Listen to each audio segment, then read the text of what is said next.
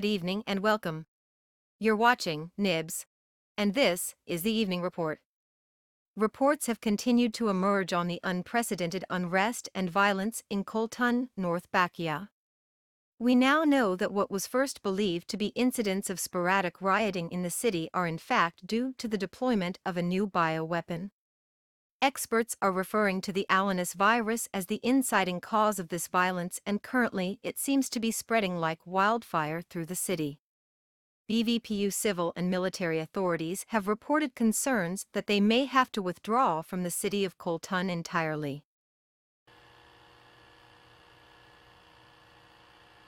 The Correctional Rehabilitative Labor Act was passed by a vote of 68 to 32. We return to you now in the ongoing Koltan crisis.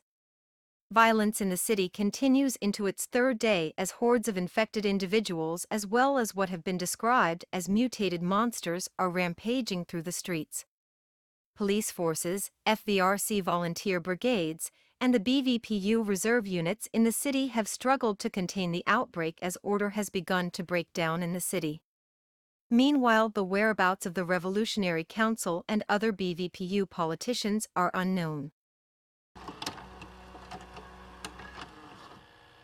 Ramon Varlin, the General Secretary of the BVPU, announced this morning following the confirmation of the deaths of the Revolutionary Council that he would be assuming direct emergency control of the BVPU government. Varlin had been sidelined by members of his own party for his radical technarchist views. Analysts suggest that the FVRC's tacit support of Varlin's soft coup comes at the cost of his acceptance of peace negotiations currently underway in Kenshi. Meanwhile, in Koltan, the Alaunus virus has now completely overtaken the city and spread into the countryside. Hundreds of thousands of refugees are streaming towards Santun for safety, but millions more remain trapped on the coast, with no hope of escape. We go now to remarks from Ramos Varlin. Once again, we face an existential crisis. First they tried to ignore us, then they tried to subjugate us. Now that we have proven too strong to overcome, they seek to rob us of our very humanity. But hear me now. We will overcome, as we always have.